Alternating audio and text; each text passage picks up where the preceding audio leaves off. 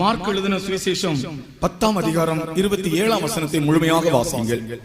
இயேசு அவர்களை பார்த்து, மனுஷனால் இது கூடாததான், தேவனால் இது கூடாததல்ல, தேவனாலே எல்லாம் கூடும் என்றார். அந்த மார்க் எழுதின சுவிசேஷம் 10ஆம் அதிகாரம் 27ஆம் வசனத்தை நாம் எல்லாரும் சேர்ந்து வாசிப்போம் சத்தமாக.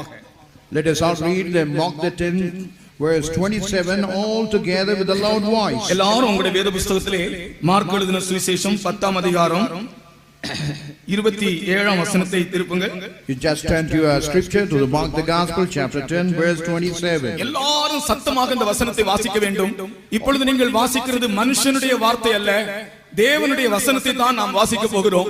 இந்த வசனத்தை வாசிக்கும் போதே ஒரு பெரிய வல்லமையை நீங்கள் காண்பீர்கள். It's not the word of a man, it is the word of God. While you read, you will see a great power descending down. நாம் எல்லாரும் விசுவாசத்தோடும் உற்சாகத்தோடும் வல்லமையோடும் இந்த வசனத்தை